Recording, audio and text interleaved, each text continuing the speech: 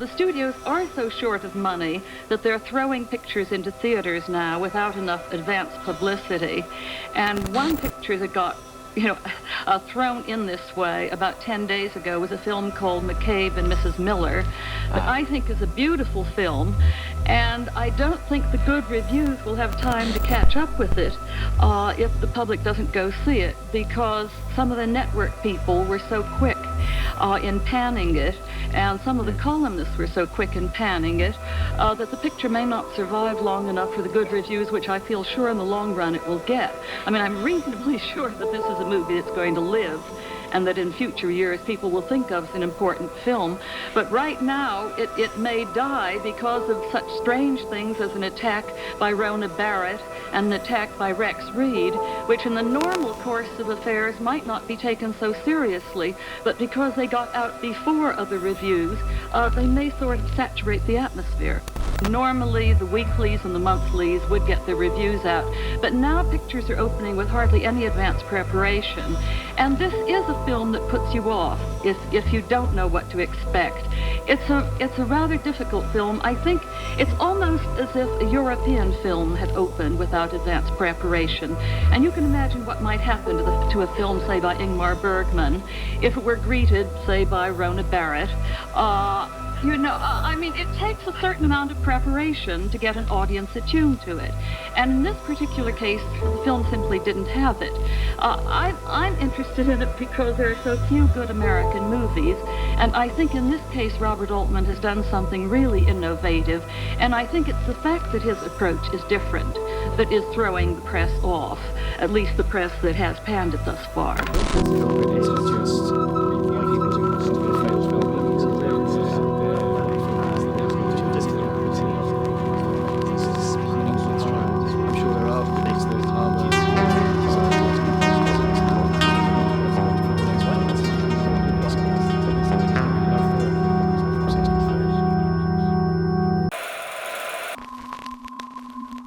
When I was 15, I was given a copy of Danny Peary's Guide for the Film Fanatic, which is this incredible book.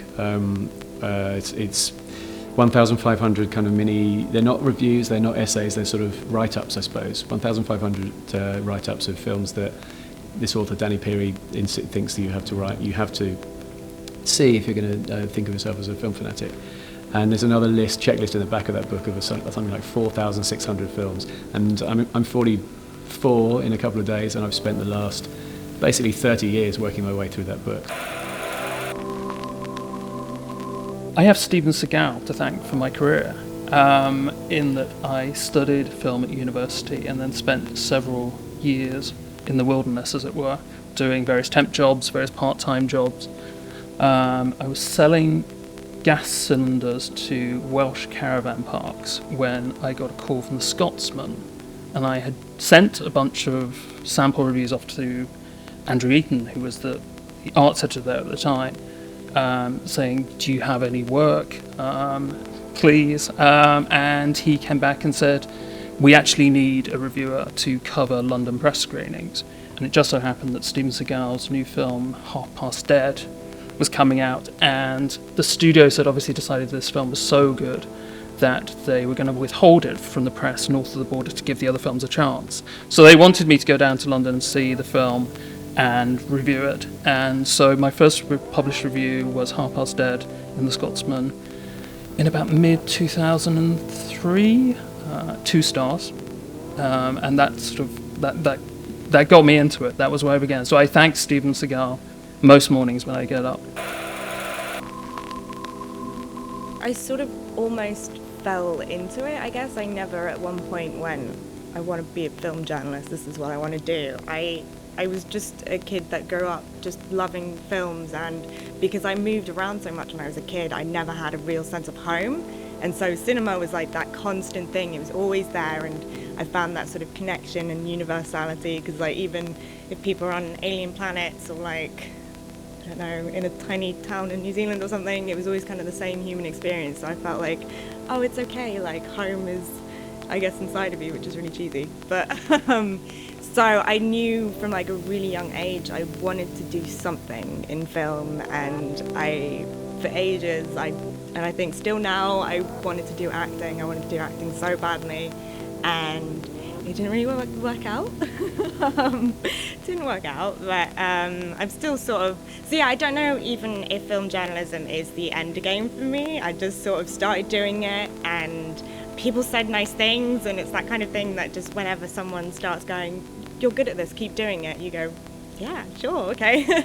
And yeah, so I've just kept going, and maybe this is my destiny, or maybe I'll shoot off and do something else, but yeah. I was sort of always going to be a journalist. I did, when I was tiny at school, I used to carry around a recorder, and I used to do off my own back, and I did a sort of newspaper, recorded one and distributed around the classrooms, and always worked on school papers and things. My mother was a huge film fan all her life, and started taking me very early, and we watched many, many, many films together. And she liked movies so much she would think nothing of taking me out of school on a Wednesday afternoon and give them some, say I was going to the dentist or something, and we'd go see something that she wanted us to see together. So I went to university as a film student. I then switched to journalism and from film to journalism and sociology, because I never actually wanted to be a filmmaker. I was interested in the cultural impact of film, really. But I was a rock journalist first. In my checkered career, I was a rock journalist, and then I worked for the music industry as a publicist. Then I worked in the film industry as a publicist. And then some old mates of mine who, from rock journalist days, just got this idea to start a film magazine, and they wanted to pick my brains about, if they went to LA, who should they call, who were the PRs, blah, blah, blah. And they took me out to lunch to thank me for a lot of information, and then they said, would you be interested in writing for us? And the next thing I know, I was a launch consultant on Empire magazine for the launch, and I've been writing for them ever since. So that's been great fun. And then other people started asking me to do things, so here I am. And I remember reviewing David Cronenberg's Crash. That was the first film I got to review in a student paper, which was very delayed in its release over here because of the censorship row. The BBFC eventually passed it, and it was shown at Oxford at the Ultimate Picture Palace. And I remember going along and reviewing that. And then I started doing a bunch of reviews after that. And I'd always been interested in film and keen to write about film, but this seemed like a really good outlet for doing it. And I sort of worked my way up and eventually ended up editing the arts section and then editing the paper for one term. So alongside my degree, I was getting this kind of hands-on journalistic experience. And that translated quite quickly after graduating. I was very lucky and landed the job on the Telegraph that I still have, which is basically as their sort of deputy film critic.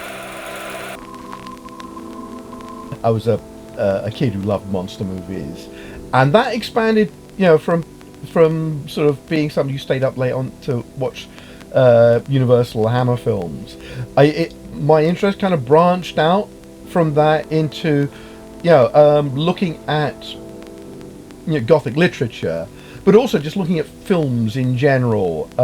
And so, while I was a teenager, I started making little notes about every film I saw, keeping lists of films I saw. I mean, I assume many of us in the profession have a similar backstory. And I started writing for horror film fanzines when I was in my teens, and I did some stuff for music fanzines as well. And so, without being enormously prolific in the field, I had done enough film writing, and I sent some samples into the Monthly Film Bulletin, which is now absorbed into Sight and Sound. And I got one knockback saying, send us more stuff. And the second, and it was just, for me, it was a complete fluke, is that I understand, even now, Sight and Sound has a unique review structure. The synopsis and then the review. Monthly Film Bulletin had that first. And I understand from talking to people in the magazine that almost nobody who writes to them looking for work bothers to submit samples that adhere to that structure, and it's actually impossible to tell whether you can write Sight and Sound unless you can see what somebody's synopsis is like, and then the review on top of that. And so I sat down and I wrote a couple of, this was in 1982, and I wrote a couple of sample reviews in the style of the Monthly Film Bulletin. One was Mad Max 2, the last film I'd seen, and then I wrote a Monthly Film Bulletin type review of Last House on the Left, which had never been released in Britain but had played at the National Film Theatre in a season of extreme horror. And as it happened, my sample reviews arrived on the desk of Richard Coombs, who was the editor then, at exactly the same time as somebody gave him an interview with Wes Craven, and they were just starting to augment their theatrical reviews with the reviews of certain films that were only available on video, and Last House on the Left was one of those. So I got an acceptance letter back, not just commissioned for more work. They actually published my sample piece, and then from that I was sent to review Robert Voskanian's The Child, which came out here as Zombie Child. Not actually a film I like rather more than I said in my review then. I've warmed up to it since then. But the thing that the MFB first sent me to a proper press show was The Evil Dead. And because that was a film that got a lot of attention, my review, which was one of the first to appear in print, got a bit of attention. It was the note that was handed out at the LFF screening of The Evil Dead.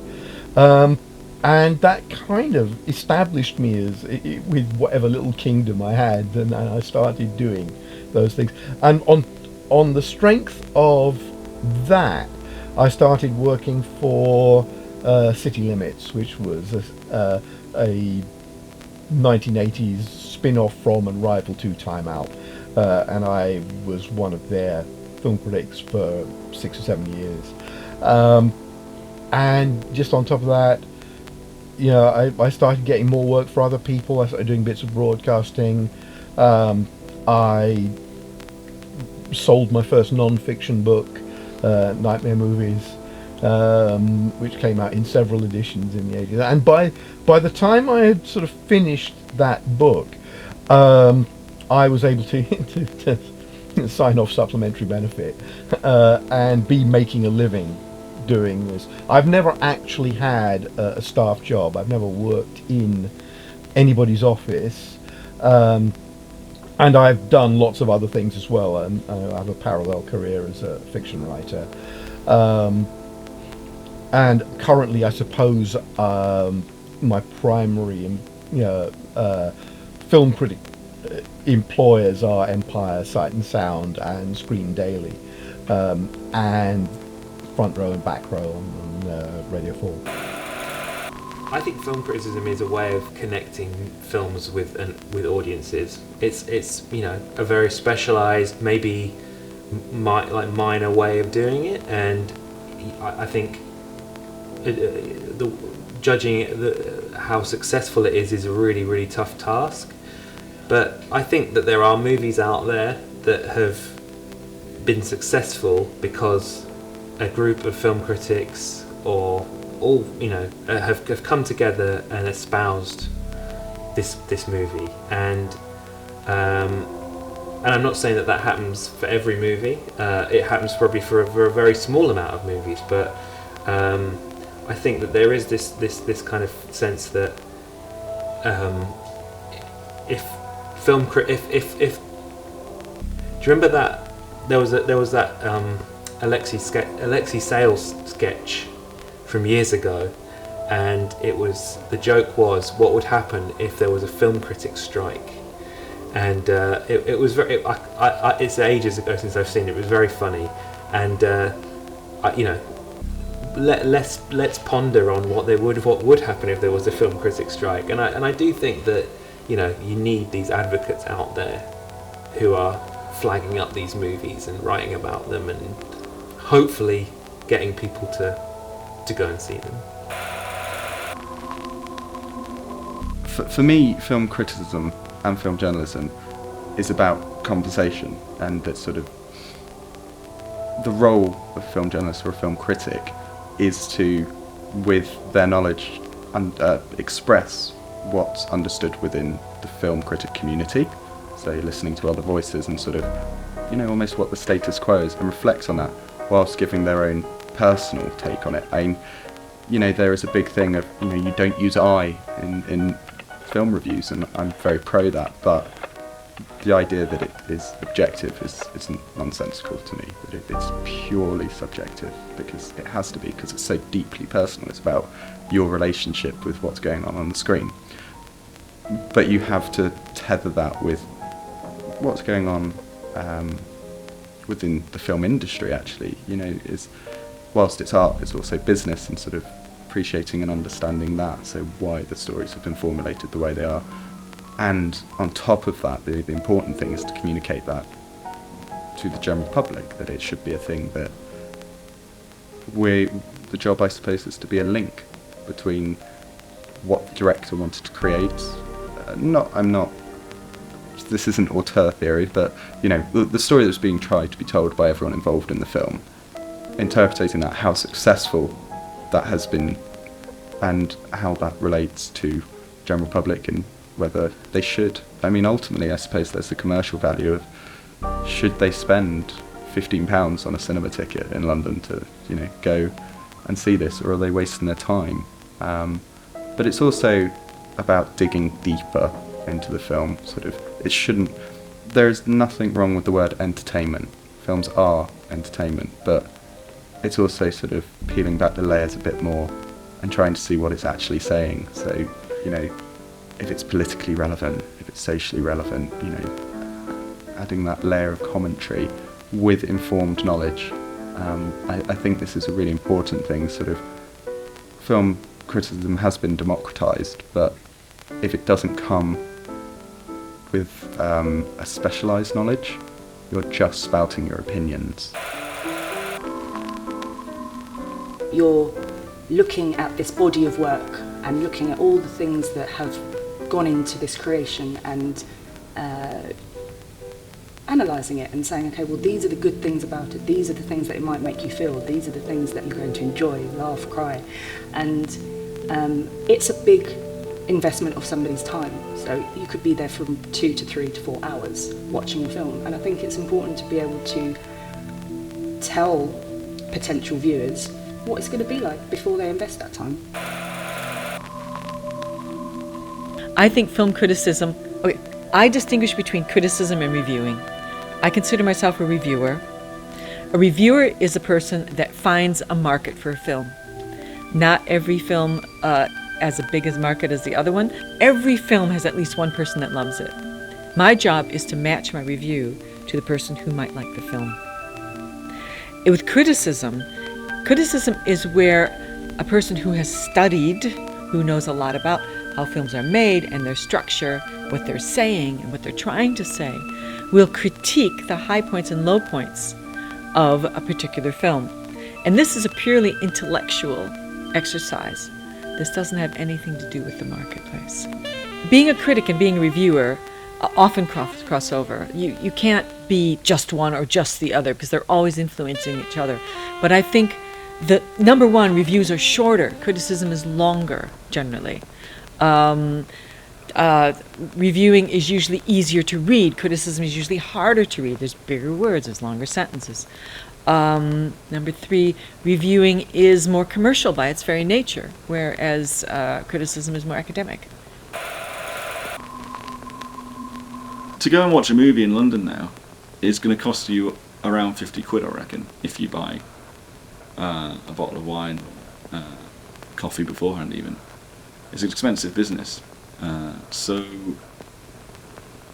there are more films being distributed than ever before. There's probably 10 a week, I'm guessing. And then there's lots coming out, home entertainment and so on. Film criticism is a way of filtering that, so someone who's interested in the cinema can have a good understanding of what to expect and why this film is or isn't important or significant or worth spending their money on or not.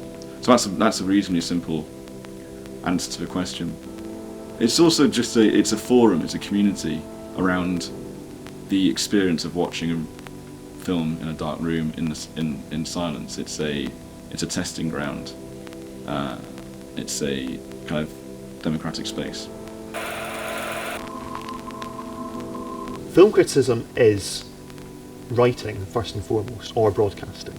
And it's no different from any other form of writing or broadcasting insofar as it has to do two things. It has to inform the reader and it has to entertain them. And, it's of course you're writing about cinema, but it's to the same extent that, Bill Bryson is writing about travel. He just happens to be writing about travel, but I think you should want to read Bill Bryson because it's Bill Bryson, because he's a really entertaining writer, because you learn a lot from reading what he has to write. So I don't really see film criticism as being separate from any other form of writing in that respect. It's something that should be pleasurable and useful in and of itself. Beyond that, what is film criticism? It's of course you're kind of writing about cinema, and you're telling people about cinema. You're telling people about films that they should want to see and films that they should avoid. But I think the nature of film criticism has changed enormously over the last 20, 30 years. I think now film criticism is a lot more like it was in the 60s and 70s, this kind of golden era. Pauline Kael and Andrew Sarris were sort of dueling out and writing these kind of incredibly in-depth, long-form pieces about not just whether a film was any good or not, but what the film meant, where it fitted into history, what it was saying about life in America at the time. That's what Kael and Sarris did incredibly well. What were these films telling us about the times in which we lived? Why was Bonnie and Clyde this incredibly important film? What was it about the violence in that film? Why was it that the way that audiences were being openly invited to identify with criminals who had no kind of, in real world terms, redeeming features whatsoever? Why were they suddenly the heroes? Why was this permissible? And why was it a large section of society that went to see this film responded to incredibly negatively and thought it was disgusting? A lot of older critics, it became this sort of shibboleth in film criticism that if you didn't like Bonnie and Clyde, you had somehow lost touch with what was going on in cinema at the time. And young people were incredibly energised by this film. This film suddenly became something kind of exciting, visceral, and relevant again. Now, identifying those kind of movies, I think, is now much more what film criticism is involved with. There was a period, I think, when, particularly in newspapers, when people would maybe buy one newspaper, and that would be the newspaper they'd have in their house, the Telegraph, the Times, the Guardian, whatever, where every Friday, you would turn to the film section and the films were sort of reviewed in the same way as washing machines might be. You'd talk about whether they were they funny on a scale of 1 to 10, how interesting, what was the story in these films, who was in them, were the people that were in them, were they particularly on good form or were they on bad form? And you were talking about them quite as if they were sort of a utility. And it was like a step up from listings, and I think this is what people think of when you talk about film reviewing. You can be, sorry, I've just lost my train of thought. Okay, I think this is kind of what people talk about when they talk about film reviewing, in that you're offering a kind of a little sealed off appraisal of a film, and it's a consumer guide. People they've got a spare evening, they look up to see what the film critic says. That's no longer how it works. Because of aggregator sites like Rotten Tomatoes and like Metacritic, you no longer have to rely on one voice to tell you what is good and what isn't good. So instead you have this incredible because of aggregator sites like Rotten Tomatoes and Metacritic, you no longer have to rely on one voice to tell you what's good or what isn't good. Instead, there's an enormous kind of diversity and of different voices out there, people kind of interacting and talking to each other about what they like and what they don't like. So it's no longer has this function of being a consumer guide. It's more to do with what does this person have to say about where this film fits into cinema at large. What's this film telling us about the world? What is this film? What's it doing to cinema? Is it changing cinema in any way? Is it picking up on a different kind of a trend? I think that's very much what film criticism has to do now, and that's why I would identify myself as a film critic rather than a film reviewer, because I think the days of film reviewing are over. And when the reviews came out for the new Avengers film last week, there were some kind of snarky comments on Twitter, people saying, because of course these reviews will change people's minds as to whether to see this film or not. Now that's an incredibly 20th century way of looking at film criticism. Maybe I don't think any individual review will change anyone's view of whether they want to see Avengers or not. Possibly the weight of good reviews for that film might do. That might persuade more casual viewers who aren't totally invested in the franchise that this is something that they need to see. But what the reviews are doing is that they're kind of picking apart the film and saying, why is it that there's this kind of Promethean subtext? Maybe, typical cinema goers wouldn't have noticed the Promethean subtext, but it's there. What does it mean? What is Whedon doing with it? What is the treatment of the character of Black Widow? What does that tell us about the way in which women are portrayed in blockbusters now? What does it teach us about the way in which women have been portrayed in superhero films? Is that changing? Why is it changing? That's the job of the critic now, I think, to kind of pull that stuff apart and enrich the individual reader's experience of having seen the film. I still think that professional critics, to make a name as a critic, it's very difficult now, and you really do have to be writing for a respected, well-known publication. I think it's very difficult for a critic to make a name for themselves or to get a wide audience when they haven't got that behind them. That being said, it is possible. Some of the best critics I know write for their own sites, and it's the same as with filmmaking. It's about the quality of the work. It's about if you're a great reviewer, if you're a great critic, if you can put your ideas across in an informed, articulate, entertaining way, an audience will find you. Well, I think, it's fine. Obviously, the critic is by definition an individual view. It's a personal view on a film, and I totally respect that. I wouldn't, that's what it is. They're not reflecting the paper; they're reflecting their own views, and I respect that. But I think sometimes critics are destructive and take great pride in that and take great fun in that. They may be encouraged by the editors to do that, but I think that, generally speaking, an enormous amount of effort and sweat and blood has gone into the making of a film, and I think it needs a little bit of constructive criticism. It may not be a great film. They may disagree with the film, they may disagree with the attitude it takes, etc. But I think a little bit of constructive criticism. It doesn't happen all the time, but when you get that just pure destruction, which sometimes happens, it's very cruel. The other thing that I would say is the reality these days is that quite a lot of reviews, and from major newspapers, are written not from having seen the film in a screening room, but actually a screening link. And I think increasingly this is becoming something that is the norm. I know there's an enormous amount of pressure on critics these days. They have a lot to do in a very confined space of time. And I'm the first one to send a screening link if it makes life easy. I'd much rather they see it in those less than ideal circumstances than not see the film and not review it. But it's a shame. I think we're all human if we're stuck in a room where all you have to do is to concentrate on what's in front of you. Then I think you're more than likely going to see the film in a better light than you are, however dedicated and professional you are. If you're sitting down at home on a computer, you think your mind, perforce, is going to wander. You're going to think, let's have a cup of tea or whatever.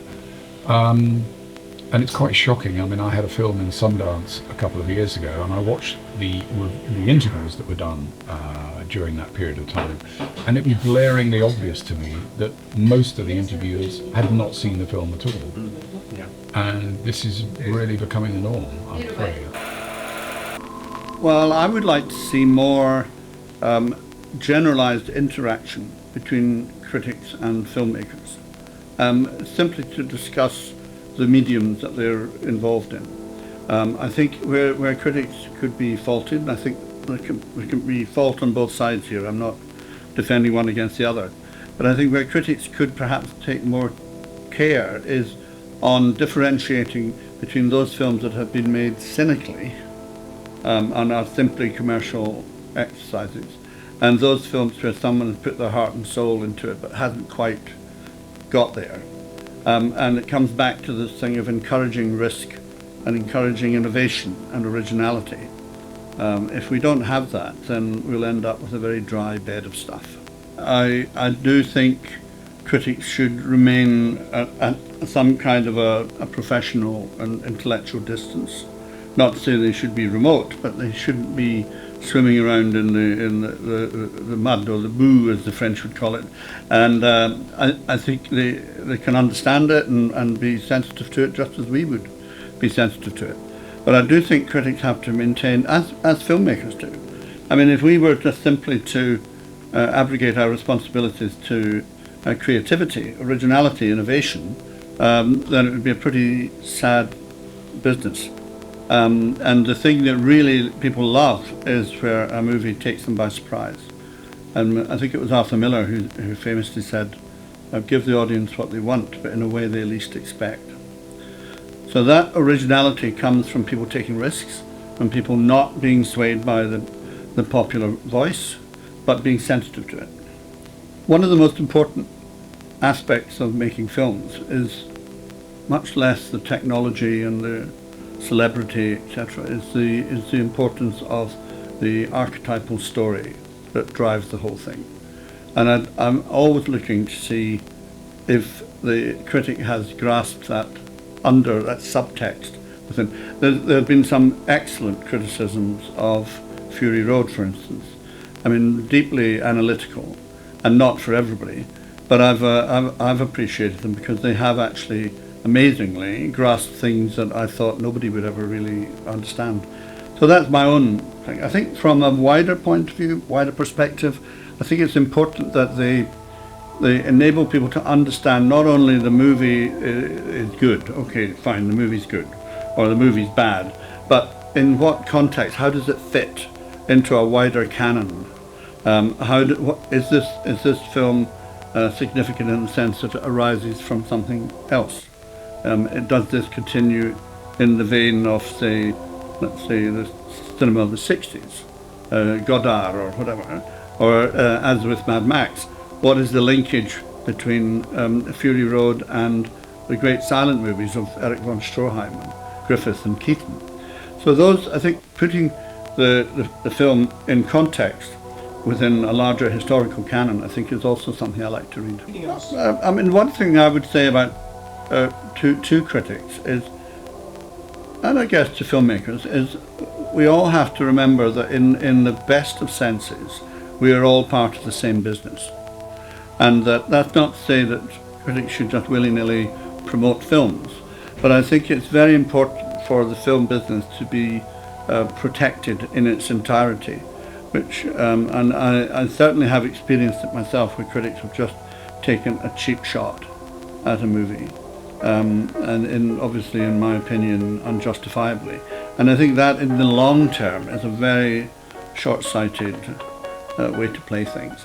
So the more the critics and filmmakers can perceive that we're all part of the same wonderful, amazing business, the better. Film criticism a really strange job. I mean, so many people would say to me, God, what a great job, being paid to see movies. And I say, yeah, okay, fair enough, but you're just thinking about all the good stuff that you're going to see. I have to sit through literally everything all the time. I mean, those national critics, when they have to sit through like 12 movies in 3 days, I mean, no matter what it is, because it's coming out in the cinema, then, now I don't have to do that. But back then I used to see every single thing. And of course, it's only so much good stuff out there. When you sit through like the 15th bad movie in a row, you sort of, lose the will to live and think, why am I doing this job? So there is that to take. It's not all fantastic hearts and flowers. I do find it harder to write a good review than a bad review, I have to say. Bad reviews for me are very easy because you can just really turn on, the bitchiness and slag everything off, and I find that a lot easier to do than actually sometimes praiseworthy. And I do think one of the other things about film criticism is you have to keep reinventing what you're saying, because otherwise you can so fall into the trap of using the same phrases all the time, like provocative and compelling. The best film since insert film here is this one, and then there's lots of there used to be a phrase, remember back in about 10 years ago, it used to be like film on acid, and it would always be that. So you'd have to be very careful. And I've always felt very conscious of making sure that what I do and what I've written about is actually from me. For about a year or so, it took me a while to realise that people were actually reading the reviews because of my personality as much as the film. It wasn't me trying to sort of make it available to everybody. Oh, what if so-and-so doesn't like it? What if this group doesn't think about it? I just thought, forget it. You just got to write what you actually think about a film, and if people out there respond to that, then they will keep following you. And that's exactly what's happened through my career. I still get people coming up to me going, I read your review in 1984 of Zone Troopers and it changed my life. So it's very, very good when people do that. How I ever wrote sort of like 1,000 words on that film. But you know what I mean? Things change. But I do think there is that. It's very hard, but once you get to do it, to put your voice across in a review, I think. And once you've done it, I think that's what shines through above, actually, often, what the film is itself. As someone who has written considered pieces for various, mostly about books, sometimes about film and television, and occasionally has been on the 100-word capsule review stint, I know the difference. Though, which isn't to say when I'm writing a 100-word capsule I don't try and make it as good and insightful as I can. But there are things you can't do. I mean, it's like... and in a way it's a decorum argument, that you probably need more than a couple of paragraphs to say something really useful. Well, at the very basic level, it can be a consumer guide, but I don't think that's terribly interesting because, anyone can say, I loved it, thumbs up, thumbs down, and give it, a number of stars. And that sort of assigning value is, well, it can be real criticism, but... on the basic level, it's kind of a consumer guide, which, I don't really like the idea of simply kind of slapping a value on a film.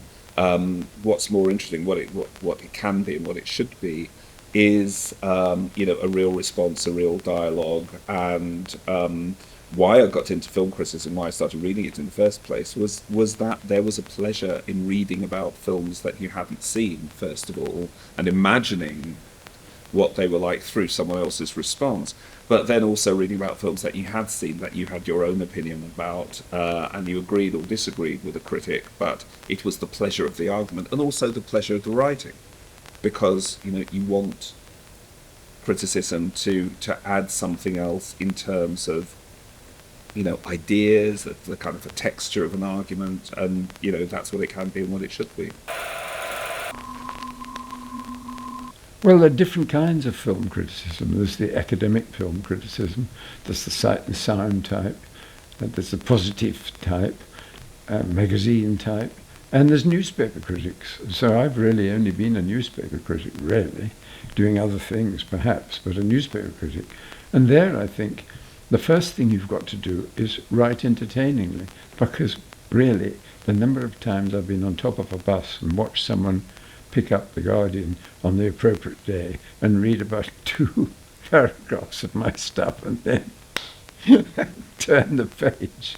So you've got to write well, and you've got to write quickly, because honestly you haven't much time to think. If there's 15 films coming out, or if you're at a festival and they want the stuff very quickly. So you've got to write well, you've got to be a good journalist, and you've got to write to the length they want.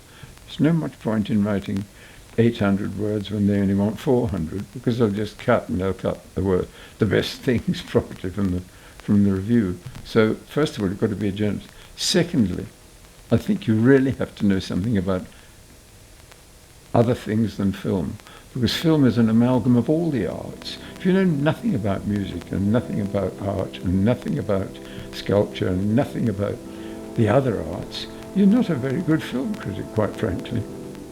So you've got to know your stuff about film as well, and that means going right back to the beginning and understanding, the history of cinema in general. So the history of good journalist, history of cinema, history of the other arts, and then this makes people laugh. You have to be a decent human being, because films are about people. And if you don't like people, you're never going to be a very good critic. What's really exciting about reading great critics is, you discover a personality and you discover a sensibility. And the most exciting critics for me are the ones who are not sort of simply steeped in cinema, but have some kind of take on the wider world and different areas and different arts, and who have a kind of a take on things, and above all, the voice. I mean, this is why people get quite sort of religious about Manny Farber, because he was a unique personality. He didn't write or think quite like anyone else. Critics like Judith Williamson, who created a very kind of distinctive political style of thinking about film. David Thompson is a very singular critic. Jonathan Rosenbaum, another very political critic. He's obviously very steeped in the politics of the world as well as the politics of the cinema. But people who have a wider range of references, because when it's just about film, it can become very arid and very self-referential. And also, I mean, it can sometimes refer to nothing other than the critic's own personality. But as long as that personality is interesting enough, and it's about style also. I think the problem with, I suppose, the industrialization of criticism, the idea that someone is simply writing for their publication in their style of their publication, that narrows the field a bit. So I think when people are able to transcend that and kind of express themselves, but express their interest in the world, that's when things get really exciting. You can tell the reader whether or not they should spend their £10, but there's absolutely no guarantee that you're right. And actually, the number of times that you hear people say, well, this had a 4 or 3 or, this had a 4-star review, and I went to see it as a result, and I hated it, and it was rubbish. And I think it's very difficult to say. The most you can say is, if you're interested in this, if you know that it's and the other thing, my other great bugbear is giving away the plot, because I think that this is lazy reviewing. Once you've actually got the great sort of plot synopsis, there's an awful lot of that as well. But so you've already partly destroyed the fun of it. You have to give them some idea of what it's about, but you just can't possibly know, and it's a kind of arrogance to assume that you will know whether or not people will enjoy it. So you can say, this is part of the kind of things that I like this, it has this sort of element, it has that sort of thing, but who knows exactly how it's going to hit you. I actually do write for some publications that have star ratings. I write for a Danish magazine. It's translated to Danish, which is fantastically liberating, because I don't have to worry too much about the finer details of my prose style, because it's all going to get translated in Danish. And they have a rating out of 6, which is great. So you like Time Out, I believe, as well. So you can't sit on the fence. You can't just give everything 3 stars. So I have worked for publications where you give stars, and I prefer publications that don't. Ultimately, I kind of prefer, I don't really care about what someone else's star rating. As a consumer myself, I don't really worry. But you use them as a kind of gauge of, and especially once you get to know a critic really well, and you know what things they're inclined to like and what things they're inclined not to like. It's just, oh, interesting, look, Peter Bradshaw gave that 5 stars. Oof, I would give that 4. So you kind of use it as a kind of a measure. Everybody is kind of fascinated by them, and everybody wants to. They're terribly reductive, and yes, they're very frustrating, but we've all kind of gotten used to them now, and that's the way our culture works, not just in film, but in music and in theater and the arts. I mean, they're sort of inherently ridiculous, but we kind of live and die by them. That's the way arts criticism has gone for quite a while now, and it's sort of sad. I sometimes feel sad that it's stars. When I was a kid, the local San Francisco newspaper had a little man in a seat. So sometimes he was asleep, and sometimes he'd be jumping out of his seat, clapping, and sometimes he would just be absent, like, don't go to see that. And I thought that was much more expressive and entertaining. When, like, why stars? Why not? I don't know, $signs or something like that. I mean, sometimes some publications get very kind of in very kind of complex audio sort of systems of classification, which is interesting. But it's that's a frustration. But other than that, I think they're just a necessary evil. People started asking for something a little more concrete that they could look at and say, okay, she liked this, she hated this, she was somewhere in the middle. So I don't use star ratings, but I use a traffic light system. So a green light means this movie is worth paying cinema prices for, go see it. Yellow means pretty good, has some problems, maybe wait for DVD unless your favorite actor's in it, then go to the cinema. And red pretty much means skip it entirely. So that's what I use. I feel it's a little more, there's a lot more scope for not being so concrete as a star rating is. Like, I'm not really sure what the difference is between a 2.5 star film and a 3-star film. So that kind of thing drives me crazy. So I came up with the traffic light thing just as a way to give my readers what they wanted.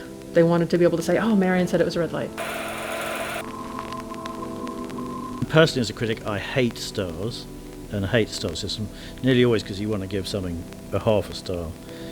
And also, it also reveals the horrible truth about most of the films that get theatrical release in this country, is that nearly all of them are 3-star movies, and this is the great bane of the life of any film critic. There was a point I was seeing every single movie that was coming out, 14 films a week, and you realise they're all quite good, but this just is infuriating as a critic. You almost either want them to be really bad or really good, but because of the way the market is arranged, you often get quite a lot of quite good films coming out. So the reality is most films are 3 stars out of 5. And I do, and again, are you giving it for artistic worth, or for for marketing worth, whether they're value for money, if you go and see them? What are you actually giving them stars for? Editors love them, newspaper bosses love them, because it sort of pins things down, and most critics don't, for really honest reasons, not for being airy-fairy, just feel that it's a very crude way of saying it, because it could be a 5-star movie right up to the last 10 minutes, and then is suddenly a 2-star movie, and so then what do you give it? Or maybe some elements of it are 5-star and some elements are not. Maybe it has a fantastic soundtrack. How do you unpick all that? I think that the degradation of film criticism more or less began at the point where star ratings became a standard across the board in serious, so-called broadsheet newspapers, as well as in fan-type magazines like Empire and Total Film and stuff like that. I think that kind of reductive criticism, where people will simply look at the star rating, and if it's, say, 2, they won't even bother to read the review. I find that fundamentally flawed as a way of talking about film. There were other stages along the way. At one time, no film in Time Out was less than 270 words.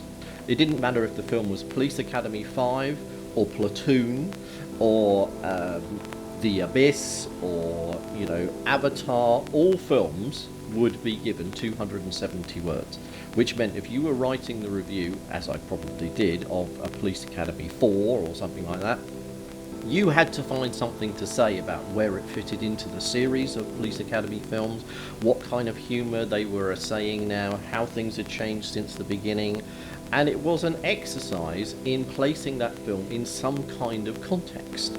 And context is everything. Star ratings are about nothing. A critic who knows the star rating of everything and the value of nothing, to me, is not a film critic, they're a reviewer. I know lots of people really don't like star ratings. I find them useful. I think there is a pressure. Now, I won't name which paper it is, but there is a broadsheet paper, and they were told, their critics, at one point, I don't think it's under the current editor, that they could only write 2-star and 4-star reviews because nobody reads 3-star reviews. And actually, if you're a film company, you don't want a 3-star review because it's kind of like, in the middle. It's traditionally between 1 and 5 stars. People, if you're reading a 5-star review, you'll read a 5-star review because they're like, what's that? 4-star review will be like, oh, that's quite interesting. Yeah, 3-star review might not be interested, but everyone's going to read a 1-star review as well. So it's like, what's that? And I think there is a tendency by some critics, again from national newspapers, to give 5-star reviews to very hyped films. And I see this as a new trend that I hadn't really seen before. So if the new James Bond comes out, it's like, 5 stars, everyone goes crazy. And I'm quite surprised there isn't more of a measured opinion about that. I think because there's now such a short time often between when a company will show you a film, a studio will show you a film, and when you're meant to write your review. You come out the film, you're all hyped up, and you're meant to write and file your review straight away. And I think that has skewed how people review them and the star ratings that they give them, because there's that tendency to give a film 5 stars makes it news. If I kind of go on, it's like, the new James Bond comes out, people give it 5 stars, that makes front page headlines. Give it 4 stars, it's like, that's nice for it, but it doesn't make it news. There's this new tendency to shower 5 stars on big film releases, and I'm not, because it's sort of promoting the paper and the journalist who's written it, because it's making it news. I say that because I often do punditry on news programmes, so I'll come on and they're like, it's amazing, last night all these critics gave the new James Bond film 5 stars, come on and talk about it. So they've generated headlines themselves. The review has made a front page, it's come from the back of the arts section right to the front page and become national news. Also, when you do a star rating, you suddenly have this sliding scale. So you could have a week where there aren't that many great films, and you think, well, within this week, this was the 4-star film, this was the 2-star film. And the next week comes along and it's full of amazing films or full of much worse films. And then you have that thing of, it's all comparative. So I gave that one 2, so does that make that one 3? And that's why the star system is it's difficult, because you've got your own personal star system of like, last week I gave it 2, so this is a 4-star film. I mean, presumably other people aren't really thinking about that, but you're agonising over it. And you're trying to get your own system within your head worked out. It's difficult. You look at the title of a film, you look who's in it, and you look at the star rating, that will mean whether you read the review or not, but it'll also decide whether you go to see the film or not. So I don't expect everyone to read every single word, perhaps, of my reviews. They are really short, so really, maximum 300 words. It's not that long. Some of my reviews are about 100 words long, and I think if you grab someone, then they will read it. It's about being a good writer as much as anything. I know there is that worry that if why have a review at all? Why not just have a star rating? But I think people want to know a little bit more, perhaps, than a star rating. But I mean, it's fair enough. If a film is 3 stars and you're not that interested in it, however brilliant my analysis of it is, they might not be interested. And that's for my publication. I have to say that I'm talking to you as someone who's writing for everybody. I write for a paper that's picked up free throughout the United Kingdom, so anyone will pick it up. If you're writing perhaps a really long thought out piece about a particular film, then it probably doesn't make sense to have a star rating at the top. It's not about whether someone decides to see the film, it's about how you've written about it, how you've thought about it, how they're thinking about it. So it's for a different audience.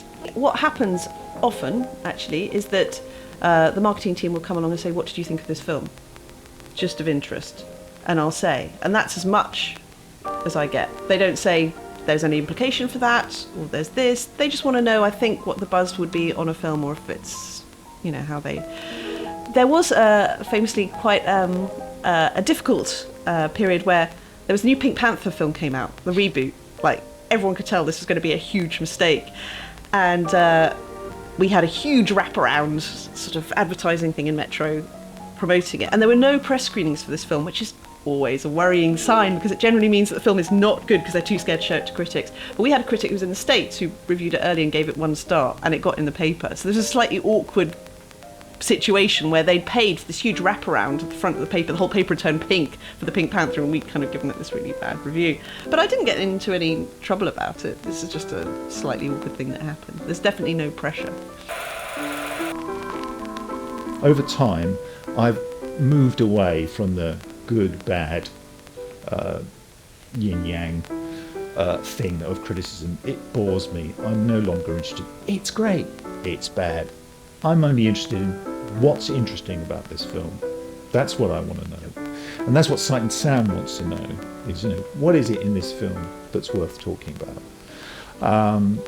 And that's why I think the Friday night tipsterism thing is dead, as far as I'm concerned, because it's just about green light, 4 stars, 5 stars, whatever,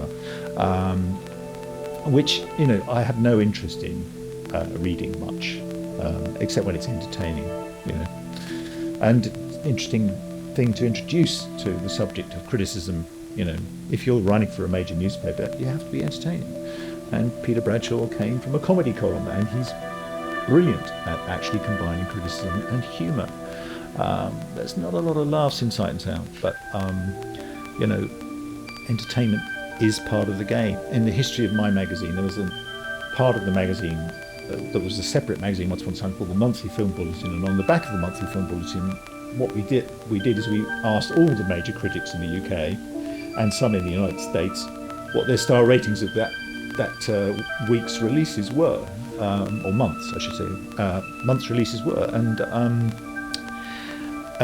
so we were doing it 40 years ago, but we don't do it in Sight and Sound because there's an absurdity to me between comparing a 4-star rom-com with a 4-star documentary about Syria.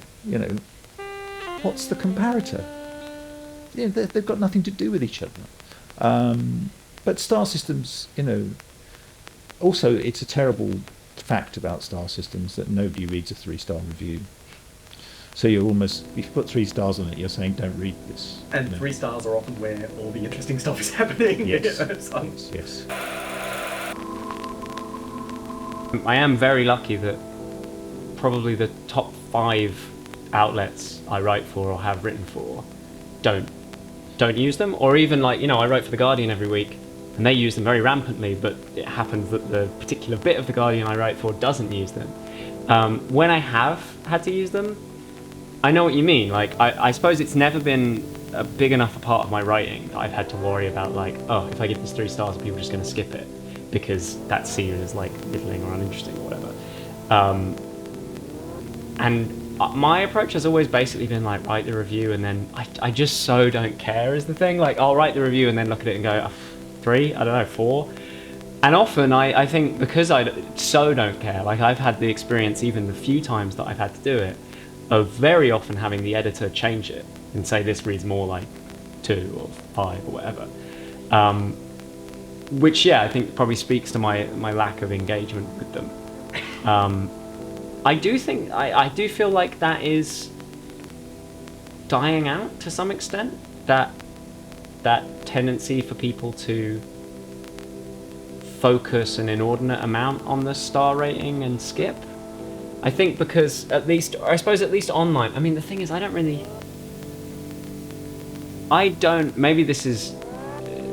maybe this speaks more to a generational thing or the circle that I exist within socially or whatever, but I just find it so hard to believe that people in an age of all the different ways that you can receive information about what's out or what's at the cinema, that people are looking in the Saturday papers and going what's got the highest star rating and picking it and then going and booking a ticket and then going to the cinema that. I just can't quite believe that's how things work, at least for anyone other than the kind of Peter Bradshaw brigade in 2016. So I suppose when I talk about people having less and less interest in the star ratings, I'm probably thinking more about the people who would bother to read film criticism of a film they've already seen, or film criticism like you were saying that doesn't have that reliance on star ratings. But maybe I'm kind of in blissful ignorance. Maybe I'm dislocated from the reality of how people use reviews. Surely it's been replaced by Rotten Tomatoes, right? The people who would just look at the star rating and use that as an indicator, why would they look at one review when they could look at the number of the Rotten Tomatoes and use that as a much, in theory, more accurate mathematical approximation of a film's quality? I think, if there's a kind of codified threat to people actually reading film criticism, it's probably Rotten Tomatoes now, not the star ratings of individual reviews. Well, the star system can prevent people from actually reading a piece of criticism. They read the star rating, think, okay, well, I know all I need to know now, and they move on. On the other hand, that can be very helpful, because some people don't want to read the criticism, want to know if they should see a film before they see it, but don't want to read the criticism until afterwards. So they might consult the star rating, think, 4 stars, I'll check that out, and I'll read the review later. And then do that. So on that level, it's actually it's serving a purpose of helpfulness to the viewer, and it's not shortchanging the critic. It's in a sense, it's a helpful shorthand for people to use the work as they want to use it. I don't mind star ratings. I like them. It's not cool to like this. Everybody I've ever had a conversation with has said, "Oh, aren't star ratings awful? Oh, they're so reductive." Are they? I don't think they are. I think what's reductive is retreating into ambiguity, because there's something which, again, I have to say, I like it in a way because it's a sort of consumer. There's a consumer angle which I don't turn my nose up at 1 minute. Many and many a time I've read superbly written film reviews which retreat into ambiguity. For example, especially if they're writing about some big blockbuster, they write a very witty piece, but which is really ambiguous. So to get them a get-out clause either way. So if this big blockbuster turns out to be a massive flop, then their piece has been a witty denigration. If it turns out to be a colossal success, then their piece has been a very witty, an affectionate celebration of how wonderful it is. And many a time, I've read a piece, great magazine piece about review of a film, and thought, and I've got to the end of it, I thought that's great, but I've wanted to call the critic up on the phone and say, "Hey, great piece," just as a matter of interest. Is it any good? Do you think it's good?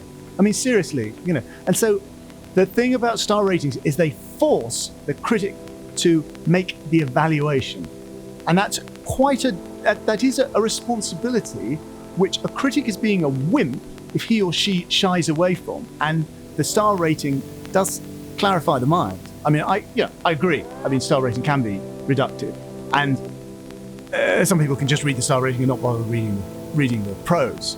But reading the prose is your job. You're the prose stylist. You're the wordsmith.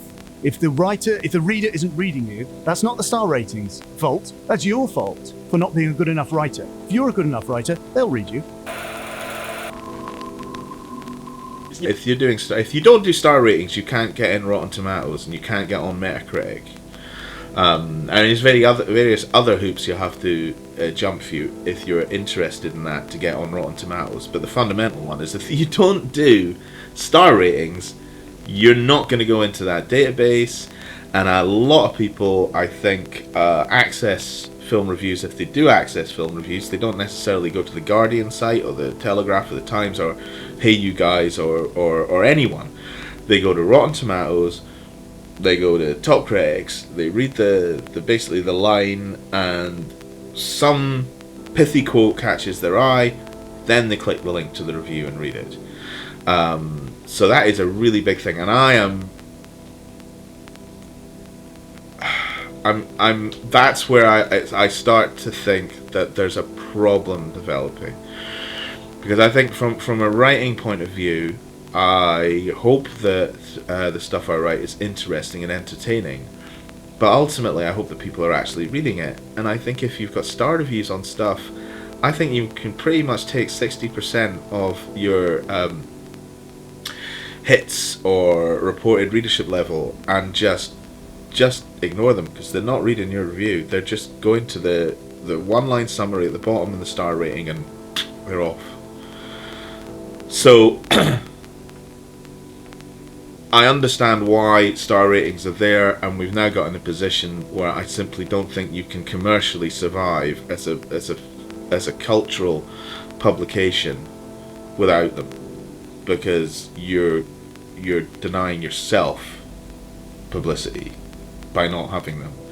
But I don't know if they're really a particularly good thing. I try not to take them seriously too much, because I think that whole process of reflection.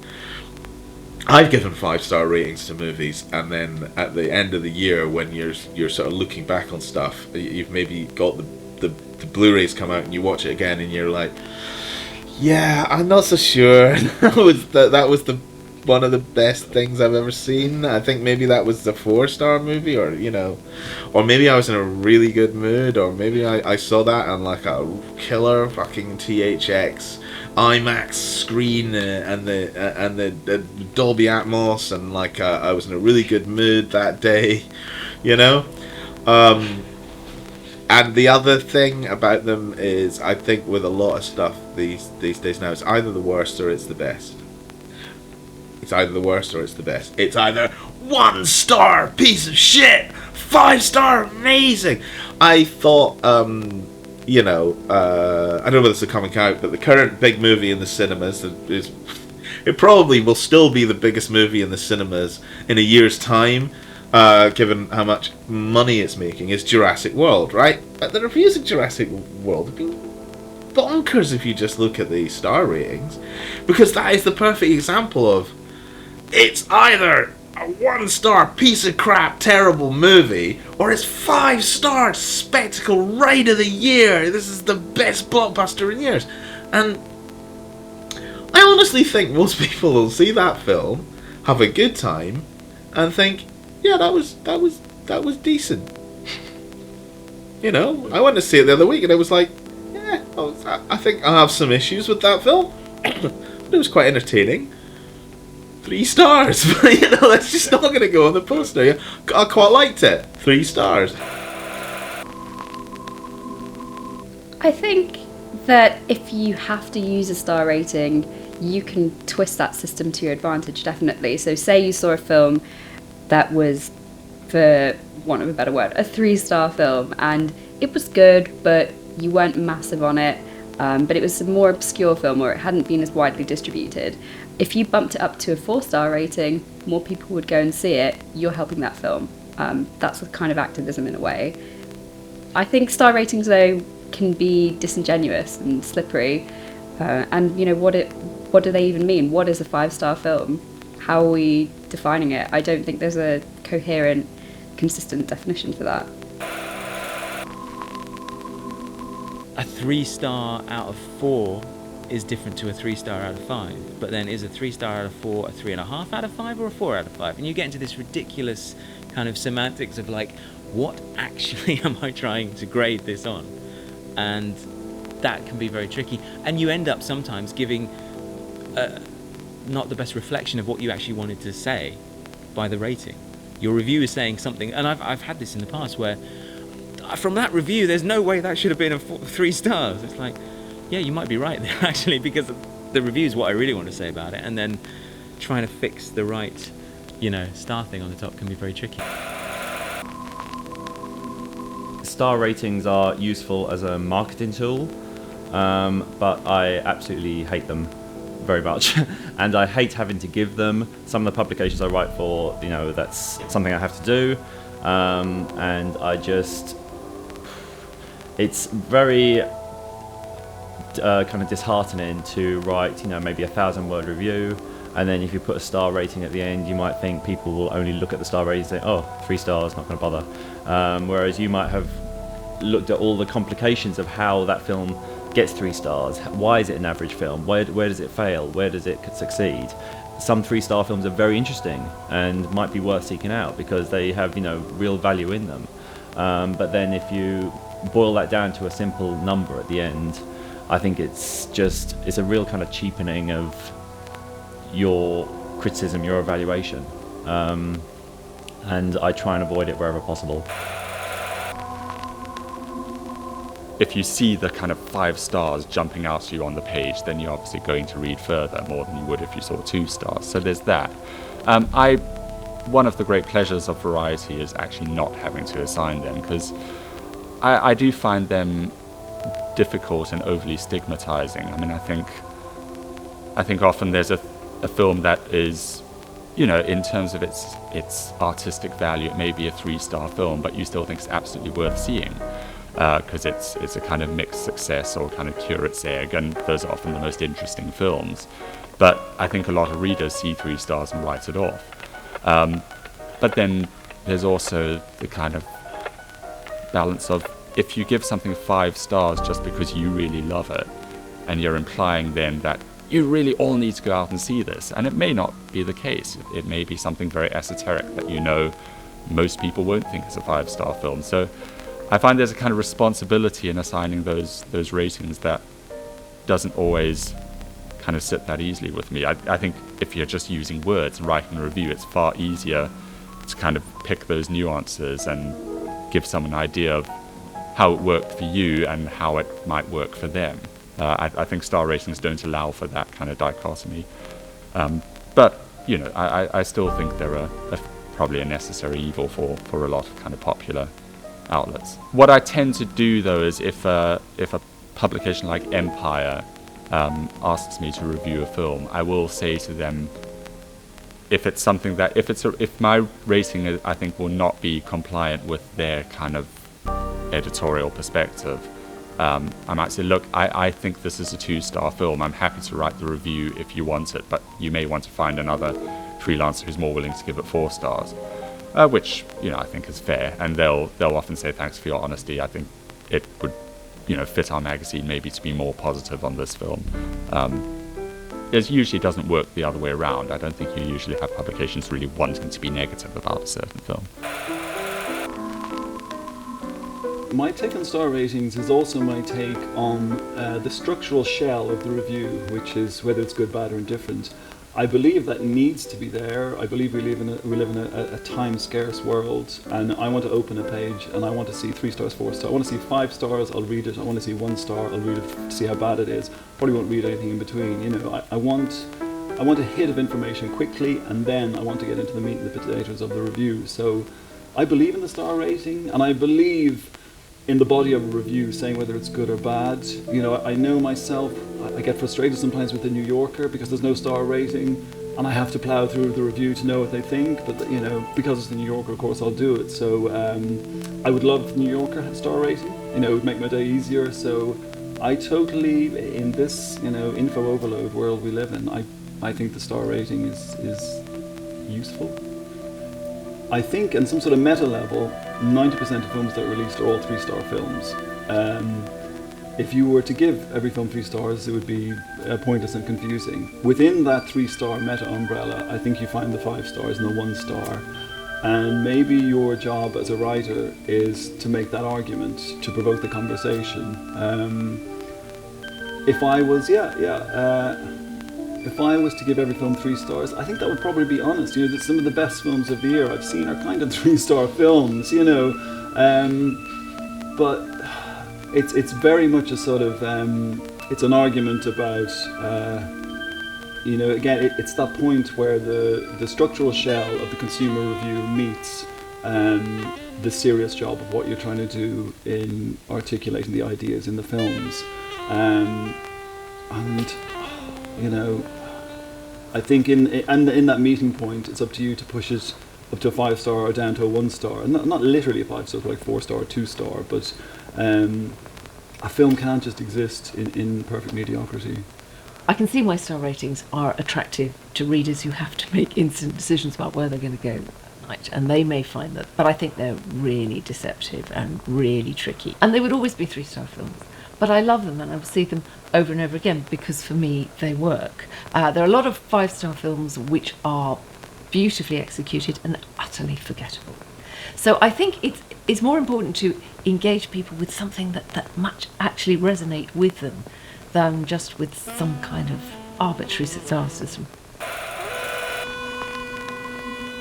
I resisted it for a long time when I first started writing, because when I first started writing film stuff, I did it on my own. I self-published a newspaper that turned into a website, and I didn't have any star ratings for probably the first 10 years, and I quite liked the liberation of that. And I've written for a few clients that didn't ask for star ratings, and I really enjoy that because you can kind of be a bit freer in the way you word things. When I do use a star rating, I tend to write to that rating, which is a very different process, because when you say something is badly written as a 3-star film, that means something. If you say it's badly written as a 5-star film, that means something very different. So you have to, and it's also the same thing with the certification. If it's a PG or a 15 or a 12 or whatever it is, that changes what those things mean as well. Because if you say, oh, the language is really vile in this film, if it's a PG, obviously that language it's vile, but it's vile in a different way. So the star rating has a relevance to the way I write the review, which is kind of a weird thing. They kind of work against each other or with each other. But it's, I don't know, I sometimes like the star rating. I like the idea that the reader knows exactly where I put it on a scale before they even start reading. I kind of like that. So they know whether I liked it or didn't like it before they start reading the first word. And sometimes it's nice to be able to kind of write against that. And so sometimes I like it. I never will give a film less than 1 star because I figure if it's on the screen, it deserves a star. I will, some people just give no stars. I think that's really, that's just mean. This person put in, at least a year of their life to make this awful movie, so give them a star. But sometimes you agonize over 1 or 2 stars, or you agonize over 4 or 5 stars. Those ends you agonize over. The middle range you don't agonize. Like between 3 and 3.5, you don't really, that's not that difficult because you just kind of think, well, I kind of liked it a little bit more, so you give it a half star extra. So, I've never had one changed editorially for anybody that I've written for. I have had star ratings imposed on me. So there have been times when I've thought, well, this film deserves a 2, and the editor will say, can you write it to a 3? And if I can, I will. Because sometimes you think about the audience who's reading it, like if you're writing for a specific magazine that's read by teenagers, then you kind of think, oh yeah, teenagers will like this. I didn't, but a teenager would. So I could write that as a 3-star review instead of a 2-star review. So I've had that happen. I've had editors request a star rating. And I've also turned down commissions because they've requested a star rating that I couldn't write to. If they want 4 stars and I think there's no way I cannot give that. I said, I could possibly give it 3, but I could not give it a 4. And then you don't get the job.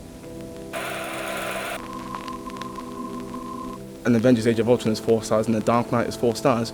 That is, it's more right to compare those films because they're in a similar sort of genre. But if you're comparing that to sort of a Godfather or something else, then, it's a little bit,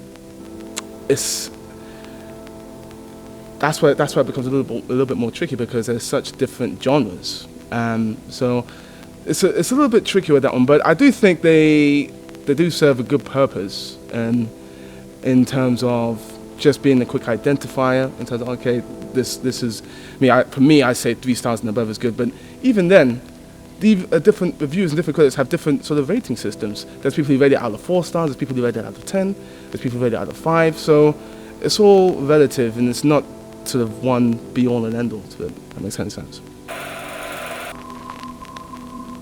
As an editor, I think star ratings are a very helpful way of guiding the reader into a review. I see a star rating and on the same lines as I see headlines, as I see stand firsts, as I see introductions to all forms of journalism. If we opened up a newspaper and it didn't have and a news story didn't have a headline, or didn't have a quick introduction giving you a brief summary of the news story, we'd find that a bit confusing. And I think star ratings are the way that editors and reviewers have found to convert that standard form of introduction to journalistic writing to the realm of reviewing, actually. I think there are dangers with star ratings. I've certainly heard of, and I certainly don't include myself here, I've heard of editors who issue diktats. They don't want to see usually 3-star ratings because they feel that a 3-star rating puts off a reader.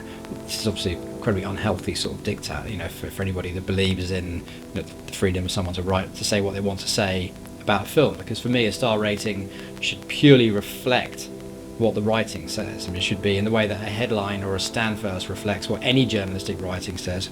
A star rating should reflect the writing.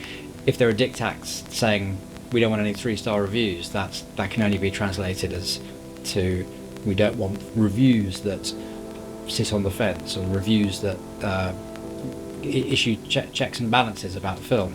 That's dangerous. In terms of evaluation, I think as a reader, I want, if I get to the end of a review and I think I didn't know whether that person liked that film or not, I find that troubling. But then at the same time, if I get to the end of the review and I feel I've been battered by superlatives in either direction or loose adjectives thrown out all over the place that either contradict other elements of the review or back that critic into a corner where I feel I can't trust that critic, i.e. if they're telling me that something is the most something ever every week or through every review, then immediately I only have to read that critic 2 or 3 times and I lose faith.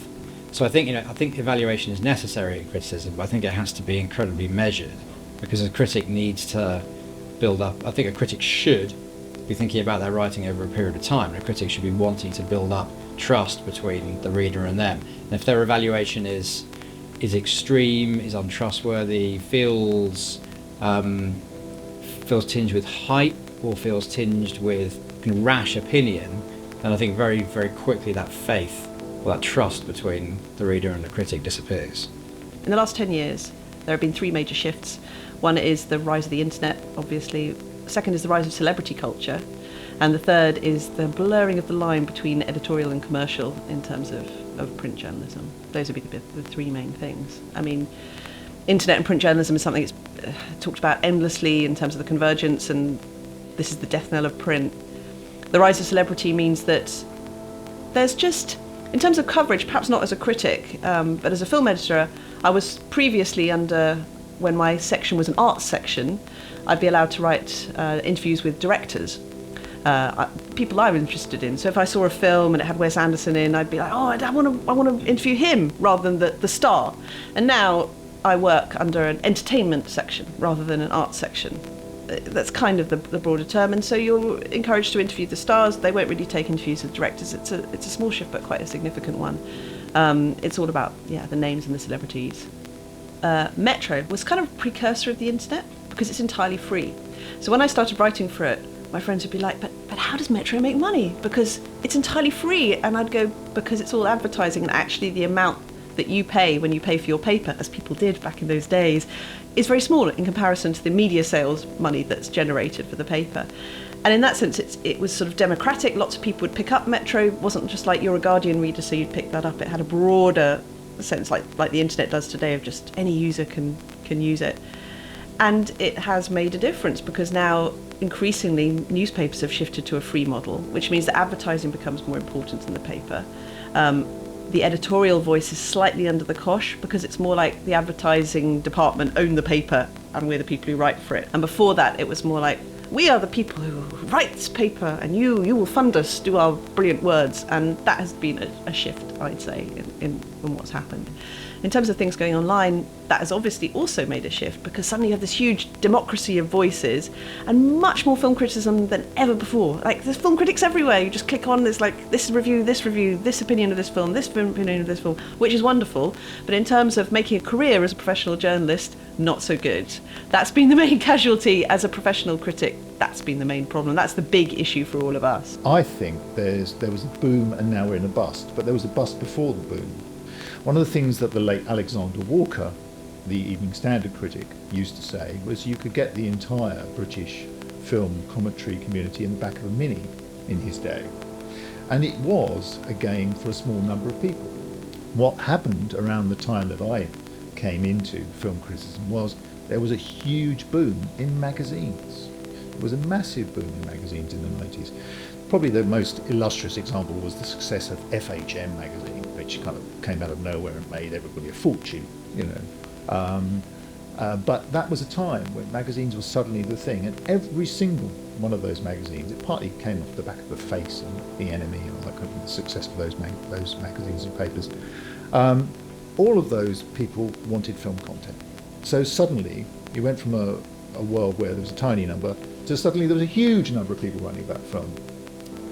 And interestingly, it's now, 7 years ago now that the American newspaper critics all lost their jobs in a year. It's about 7 years ago.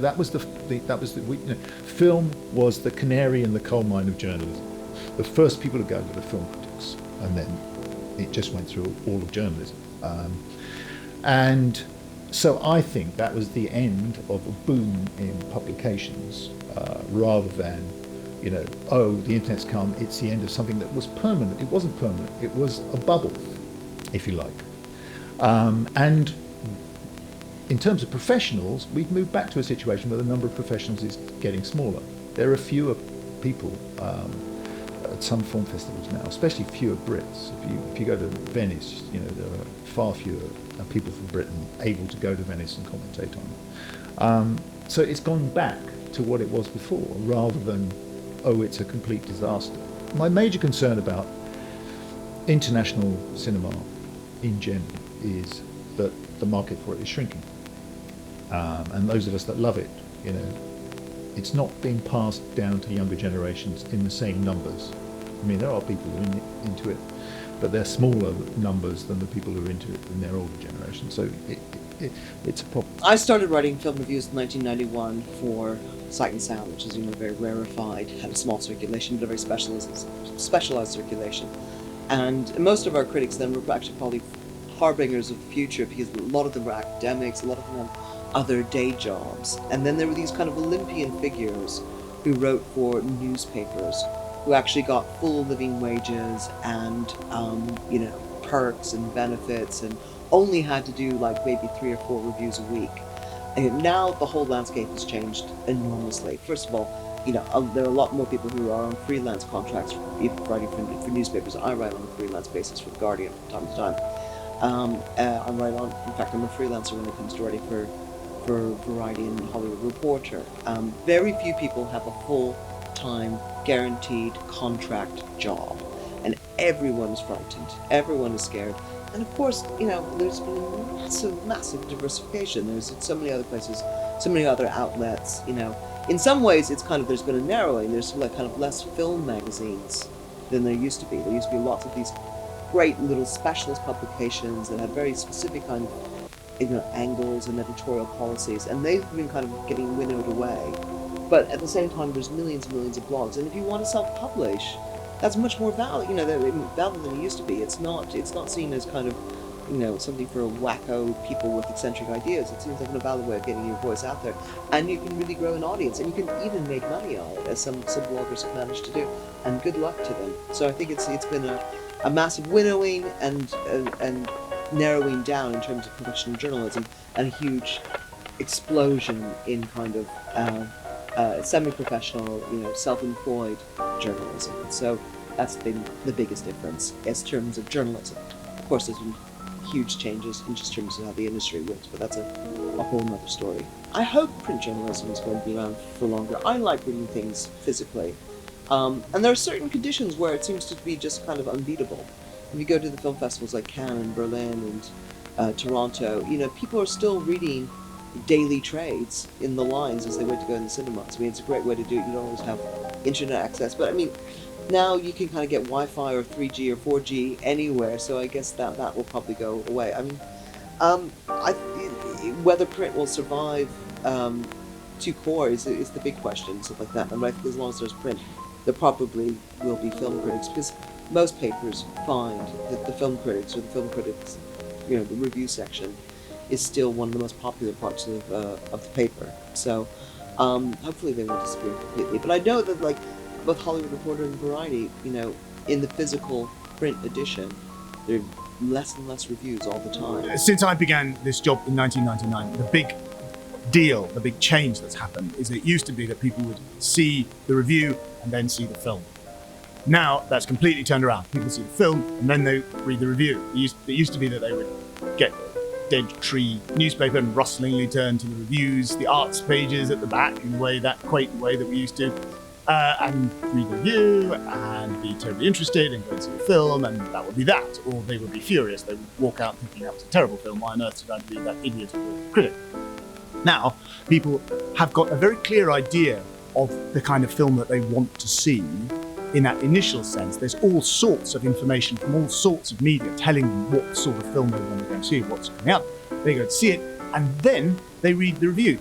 On their way out of the cinema, they will literally take their smartphone or their tablet out of their pocket, and they will call up dozens and dozens of reviews, and they will get stuck in. They will read it and they will get stuck in below the line, or they will get stuck in on social media and they will tweet you and say you're a complete moron. That's absolutely stupid. Well, just the sheer length available to you has been endlessly trimmed. And then there was I remember, because I've been doing this for 20, 25 years now, there was a point about 10, 12 years ago where your editor, your line editor, the arts editor or whoever, would always stick up for you against the PRs. And then there was a moment when they stopped doing that, because in the end, access to the stars was more important to the paper than your review. And so suddenly the support from your editors vanished. And after that sort of deal with the devil, the whole future film criticism was really in a lot of doubt because they wanted the advertising revenue from the companies and the film companies or whatever, and in the end that was more important. In the end you have to identify a critic you like and stick with them, because what it means is you begin to learn their foibles and their weaknesses and the things they like too much and the things they don't like enough, and then you can compensate for that in your own head. Whereas if you're just endlessly taking aggregates, you can't make those very important little qualifications to a critic's sensibility. You need to find one critic you really like, or well, maybe two or three, and it's just pointless. And for me, that's what I like about Rotten Tomatoes, is it shows the whole foolishness of this massive amount of noise on the internet. You have to find one voice of refinement that you can relate to and trust them. I think print probably does have a future. I mean, it's got to be radically different. I don't know that we can sustain in England 9 different daily papers anymore. And there must be a way of getting some money from the web. I mean, The Guardian is losing a lot of money now as a print. But as on the web, it should be making an awful lot of money, if only it could decide how to do it. But it can't. So I have a feeling, though, that print will come back a little bit. Not as it was before, but people, if the country's getting older, as it certainly is, people over 60 still want to read the bloody paper, not fart about on a computer they don't understand how to get, And people are beginning to realise that, okay, you can look up the film criticism in The Guardian on the web, but you might miss a story which you really would like to read, but you haven't sort of found it on the web, or you don't know about it. So I have a feeling that the papers, instead of appealing eternally to younger people with large pieces about hairdressers and cookery and all the rest of it, and stars, if they actually appeal to the more mature audience, they do rather well. Because I think the more mature audience still likes to read a paper, as well as looking in their computers. And of course a lot of people over 60 haven't a clue about computers anyway. There are going to be fewer and fewer of us, and they're going to be younger and younger because they can pay them less. And it's true in newspapers that art don't sell papers. Sport sells papers, politics sometimes does, and news items do too. But the arts don't really sell papers. So I've noticed the Standard since I left has got less and less arts reviews. Still got some, but less and less. And I think that's true of a lot of papers, not The Guardian, but certainly a lot of other papers. So the future of film criticism, paid film criticism for newspapers, is pretty dim. But there'll always be exceptions. There'll always be people who transcend that. There might be a new Kenneth Tynan or something like that, whom they want to put in the paper because he's controversial or very good writer. There's some amateurs very good, and some professionals are terrible. So, well, as in America, I mean, a lot of the best critics are now virtually amateur critics. And it's true in England too. I mean, I can think of several people who don't write anymore, whom I would value much more strongly. But I think a good amateur is just as good as a good professional sometimes better, because he hasn't got the worry of what the editor's going to think, or what the arts editor's going to think, or how much he's got to write and when he's got to write it, What film criticism has lost, because of this state of affairs, is influence. And I don't actually think there's much influence from film critics, unless it is for small independent pictures and foreign movies. There I think they still have some influence. Don't think they have much influence on a big Hollywood film, unless they all say it stinks, or they all say it's wonderful. I was amazed at the gentle reviews of the new Star Wars film, which is much better than many of the other ones in the past, which were awful. But everybody giving it 5 stars, and I thought, where are we, for God's sake? I would have given it 4, but not 5. So I think critics are bound now to pretend to be popular, pretend to like the stuff that the public likes, because they're very frightened that they'll otherwise be forced into a corner. That was always my problem on the Standard. And in fact, I clearly had very little sympathy for the very films that the Standard's public, they thought, would like. And sometimes the films that the Standard's public would really be bored stiff by, I said were good. So I was always fighting against the editorial policy of the paper. On The Guardian, that was not true. Even so, if you notice the number of times that Peter Bradshaw leads with a Hollywood film, you'd be surprised, and doesn't lead with a really good foreign film. I mean, you give it a good review, but he won't lead with it. So I think the pressure's on there too. But certainly in most papers, if you don't lead with the big Hollywood film, they won't keep you there for very long. Well, there's this sort of double whammy, as I said, about 12 years ago, where editors stopped supporting their own members of staff against powerful PR interests. So there was that, and also the whole internet wobble. They thought, well, anyone can review a film, can't they? And there was this belief that when it was around for about 5 key years, when there was all this bloodletting. And now, of course, it's quite obvious that not everyone can review films, and you also have to be quite a good writer. No one wants to read a bad writer. People's arses are on the line, and they've had to hire the right person. A lot of thought's gone into it. I mean, I've been told by friends who are in small distributors that there's only one critic who really makes a difference, and that's whoever happens to be in The Guardian. And they're the one that can give a bit of boost, particularly to small films. But otherwise, I'm not that sure that film criticism makes a huge difference. And I think that people are sampling at least 3 or 4 sources and making an aggregate in their own heads. I mean, when I reviewed Tropical Malady by Pishikon and Risikal, to make that discovery and then suddenly to be able to shout it out, I mean, that doesn't happen very often, and it's really magical. And that you can, of course everyone will find out about them eventually, but you can help that process of finding a genuine original and a genuine new voice who's adding to the whole sum of humanity, someone who's doing really important work as an artist. The thought that anybody can do it, like anybody who's seen a film can therefore be a film critic on the internet, that's not really true. You have to have knowledge and passion and be able to contextualize what you're seeing. And so if I see the latest film by Martin Scorsese, and you need a working knowledge of the rest of Martin Scorsese's filmography in order to place it alongside those, at least in context. And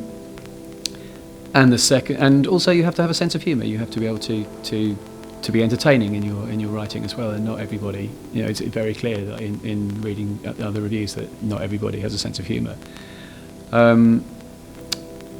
The other misconception, I think, and perhaps it's not quite on the lines of what you were asking, but the thing that annoys me is when you hear people say that film critics are just people who they're failed filmmakers, or they're filmmakers that never got the chance to become filmmakers. I don't think that's true. I'm sure there are critics that harbour desires to write screenplays and desires to direct and stuff like that, but for the most part that's not true. Film critics are people who love film, who are obsessed with film, who enjoy writing about film, enjoy seeing 500 films a year or what have you. It's just not the same thing. You couldn't be a director and see all the films you'd want to see as a film critic. It's not true that everybody can become a film critic, because a film critic, or at least a film critic worthy of the title, has to have, at the very least, a large background, a working knowledge of films and film history. One of the things that frustrates me most about, I'm friends with plenty of young film bloggers and film writers, some who write for free and some who do are starting to make a living from it. And it frustrates me enormously, even within professional film critic circles. There are people that have not seen, classic Hollywood movies and thousands of classic Hollywood movies. And for me, you need to be immersed in that kind of thing to understand film history and to be able to place and contextualise films in film history. You don't get that from I don't want to name names or list film blogs, but certain writers for certain film blogs won't have seen anything. Their favourite film will be The Goonies, and they won't have seen a film before 1975. It's classic film to them is the 70s, films from the 70s. And it struck me recently that actually a classic film to somebody today is the same as what a classic film to me was when I was a teenager. When I was a teenager, the classic films were films from the 40s, 50s, and 60s, and now that same time period is the 70s and the 80s. So that's gave me something to think about. Let's put it that way. So actually, they are immersed in classic film history. It's just that classic film history is a different time period now than it was then. I mean, in the short term, freelance rates are getting slashed all the time, so it's very difficult to make a living from it. I mean, I was invited to talk to a class of sixth formers recently, and for career advice or whatever, and the first thing I said to them was, if you're thinking about making a career as a professional film critic, don't. It's very difficult. I asked several film critics to say, what should I say to you? What should I say to you? And they all said the same thing: don't do it. You can't make a living from it, and really you can't make a suitable living from it, really. And that's only getting worse.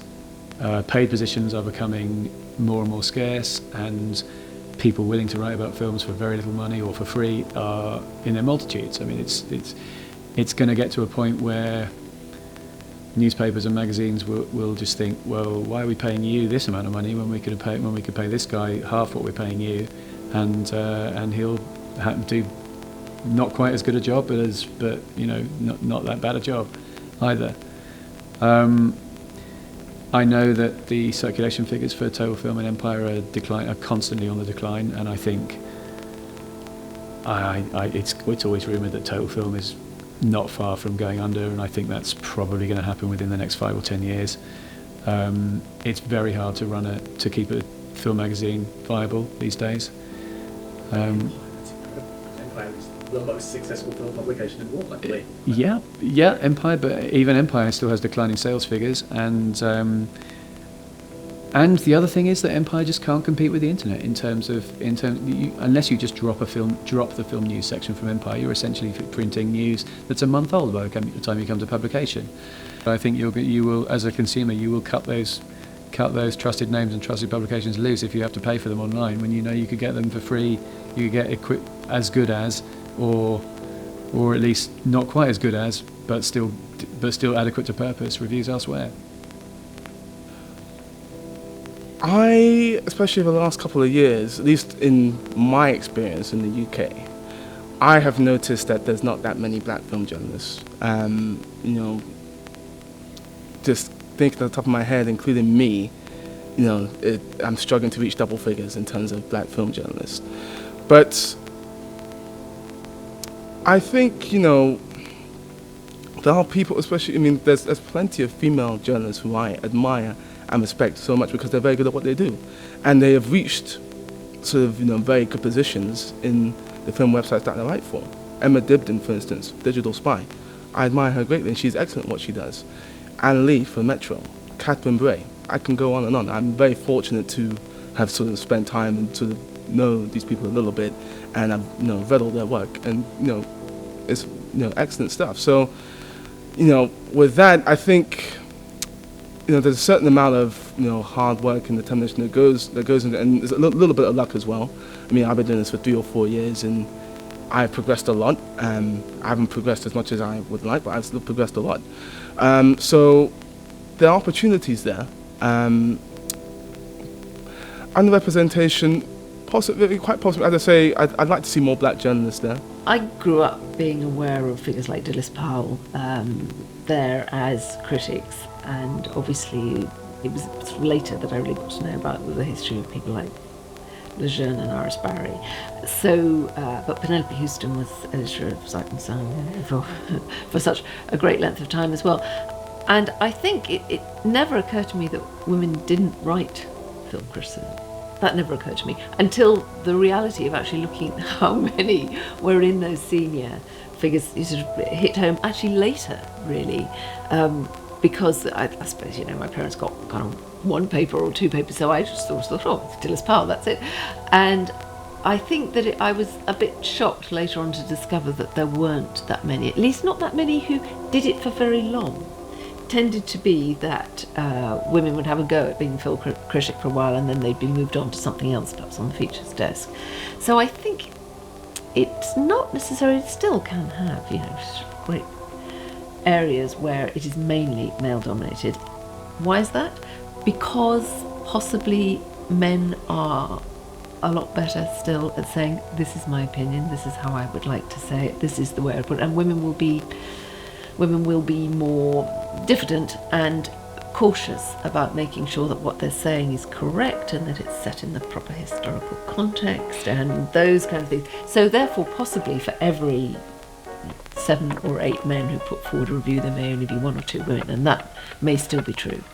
Very often women do make extremely good critics, but think they have been and continue to be a little, and I'm, you know, mother of 2 daughters, one of whom is now starting to write her first, you know, she's at university and she's just started to write a few things, and she is conscious that, you know, it will tend to be that she actually had to say, I think I have a view on this, I think this is what I feel, and that was even now in 2016, but that was still something that it took a little bit of effort to do.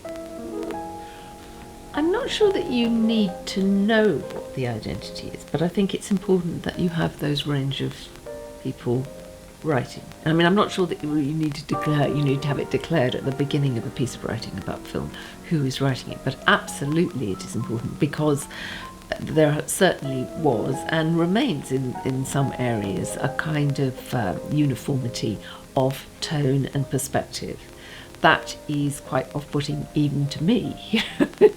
And so I think that you certainly would like to hear as many forms of cinema as there are. You would like to hear from as wide a range of people reacting to it, because it benefits all of us, you know. It gives us all different entry points to this fascinating medium, and if it just belongs to a group of white males, then, you know, already I'm excluded. So goodness knows how much more narrow it must seem to other people. The landscape is getting, my God, it's taking a long time. So I thought, I left university at the end of the 70s, and you thought, after second wave feminism, after various civil rights movements, you thought, well, here we are, this is going to be a cultural discourse that's open to all, and then carries on being narrower and narrower. And in fact, even in the last 10 years, I think at one point it seemed to get narrower. So I hope.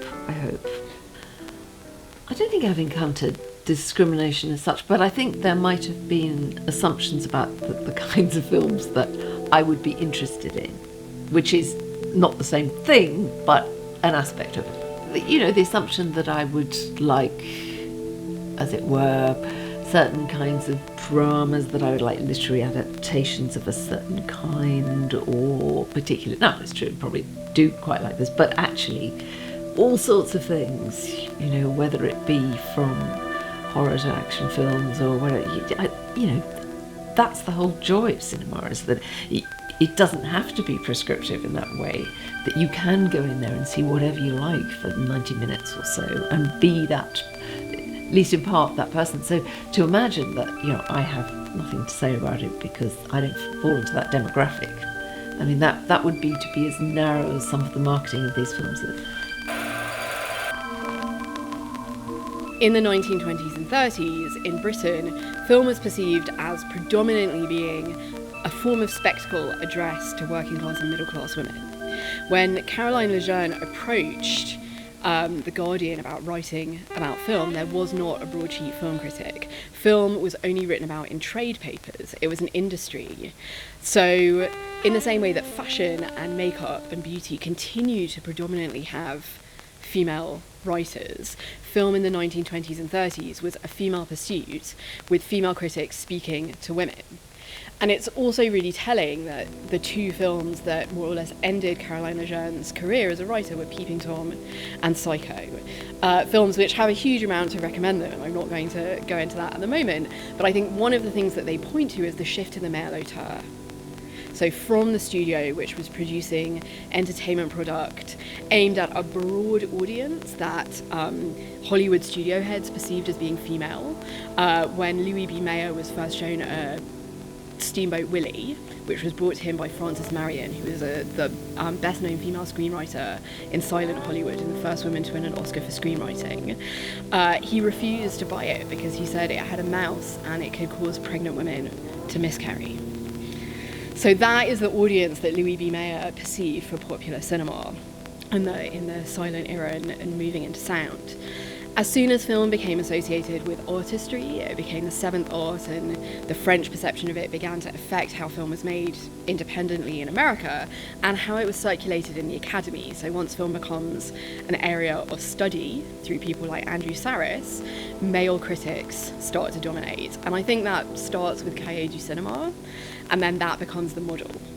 And it's incredible to me that Cahiers, which was so revolutionary in so many ways, was committed to an anti-colonial cinema, never once looked at its own gender politics.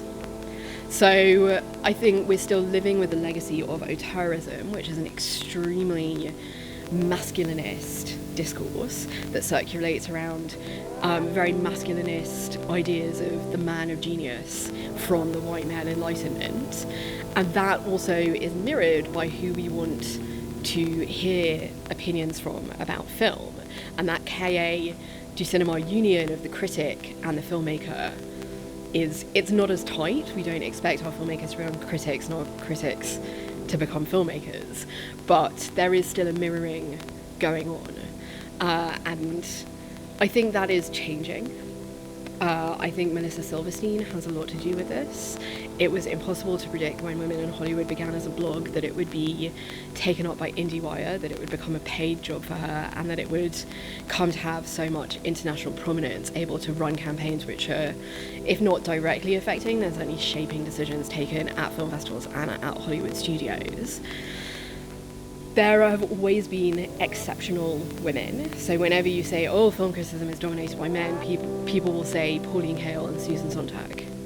And these are two very well-known names who absolutely provided alternative voices at the height of auteurist cinema. And in fact, both of them embraced in different ways auteurist cinema and the emergence of the new American independence and of different waves of European art house. One of my favourite writers about film is Bell Hooks, who is probably the only well-known woman of colour writing in English about film. And she wrote for a range of magazines, including Essence and Interview, but never for any of the major film magazines or newspapers. So if you look at Marie Claire, Vogue, Cosmopolitan, those magazines have always had women writing about film, and not just writing about The Devil Wears Prada, attending all kinds of films, promoting art house cinema such as The Clouds of Sils Maria, because of a strong interest in performers, in production design, in costume. So we tend to define film critics as people writing for the major newspapers and maybe for major film magazines like Sight and Sound and Film Comment. But there's all sorts of areas of film criticism going on, not just at, say, student newspaper level, but in glossy magazines, as well as now, of course, on specialist blogs. That has an impact. It can have an impact for how films are received. So in the November 2014 issue of Sight and Sound, the editor's letter entitled The Equalizers was a recognition that Sight and Sound did not feature prominently an equal number of female contributors. It also went some way towards recognizing that the film industry itself was sexist, both in terms of production and representation, and that there was maybe some connection between critical practice and the perpetuation of what has now been recognized actually as illegal discrimination by the ACLU in the film industry. And I read this editorial as a contributor to the magazine and discussed it with a number of colleagues and friends, some of whom are contributors to the magazine and some of whom are not. And we felt that its conclusion, which was an open invitation to more women to submit, didn't go far enough into recognising the multiple barriers of structural sexism and racism. And the background for that is from an American organisation called VIDA, Women in the Literary Arts, who for the last 5 years have been performing something very simple, a count. They've been taking every literary magazine and counting how many book reviews are by women, how many are of books about women. This year they started counting, including where it was possible to recognise it, people's ethnic and national designations as well, to look at intersectional oppression. And so, informed by these figures and discussions around these figures in the literary world, I felt that Sight and Sound was only at the beginning of what they needed to do, and I entitled my response, which was signed by 80 people who write about film who identify as female, an invitation is not enough because it doesn't address the structural issues. So if I were a young female critic writing on my student newspaper, I would not necessarily look at Sight and Sound and think this is somewhere that's going to be welcoming of the way in which I want to write about the growth of the number of films by women of colour coming out of Sundance. I don't necessarily think this is going to be somewhere that's going to welcome me writing about trans cinema. And I also felt that as a prominent contributor to Sight and Sound, someone who has been critical of male auteurist films in ways that have drawn fire, and I'm happy to draw that fire, I also had a responsibility not to pull the ladder up. Amy Torbin, we asked Ruby, we asked Sophie, and they didn't want to write about it, so we're dropping it. I want to have a dozen voices at Sight and Sound that can be approached to write about Selma, and the coverage by both Miriam Bale and Ashley Clarke was fantastic, but I know that they both had to fight to get that prominent coverage, and the way in which change can happen, it can be so fast. So within 2 months of Nick James's letter, Selma was on the cover of Sight and Sound, with an image of David Oyelowo, not of Ava DuVernay. Sofia Coppola remains the only female filmmaker to have appeared solo on a Sight and Sound cover. And I think we're in a moment where, because of the political forces arraigned against us, solidarity is happening. People are recognising that these struggles have not been won. We can't sit back on our laurels and say, oh, we live in a post-racial, post-gender equality, post-queer era, that people are realising those struggles have to be made at the most basic economic levels, and that they're life or death struggles, and that those of us who do have educational privilege, who have employment privilege, have to commit to them as well. And Nick is serious about that.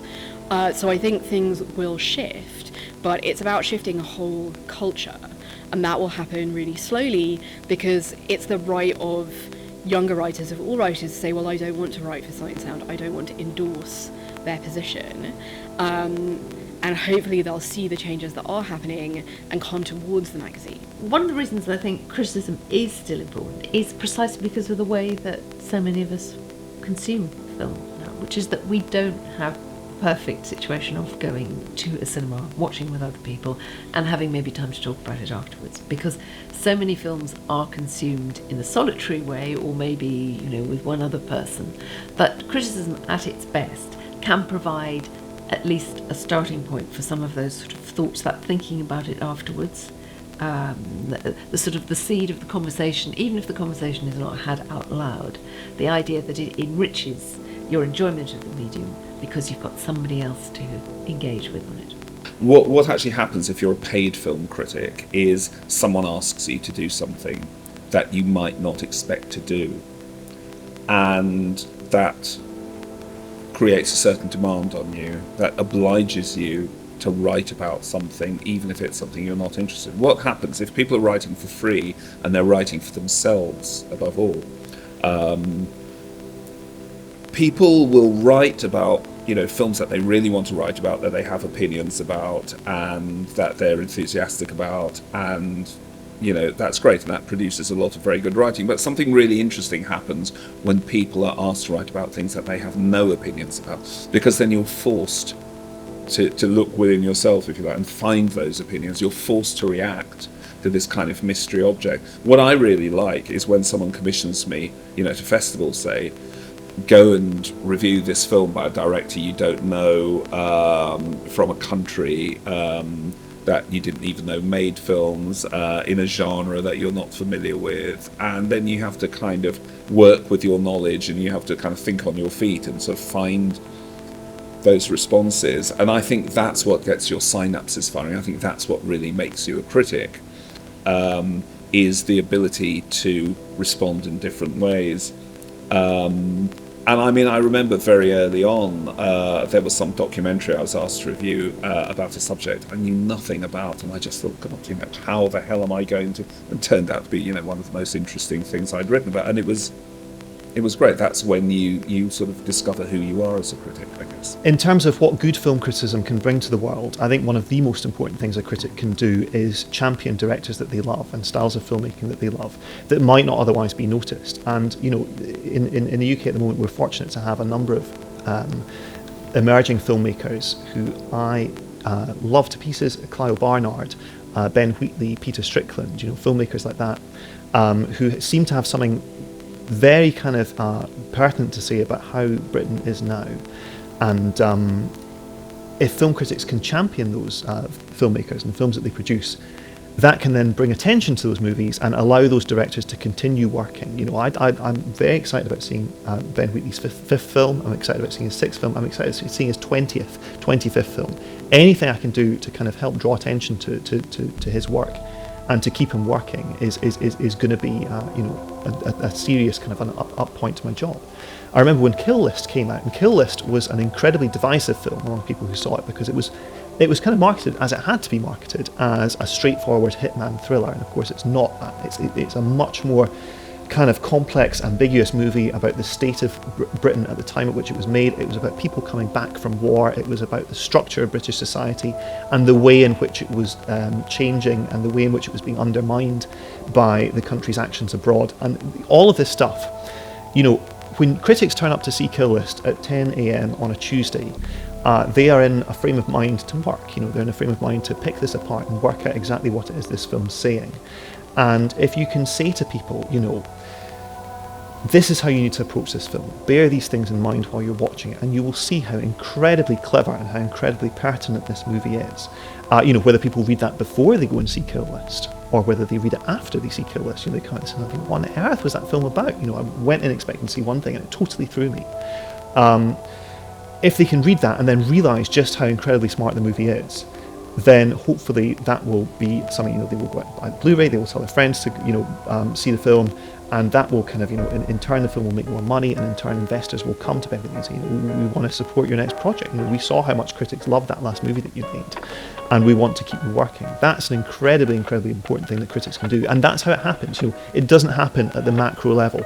Transformers, Avengers, those franchises are fine. They're supported by their audience, by the target audience, and what critics have to say about them can be fascinating, but it probably doesn't affect the business side of things that much.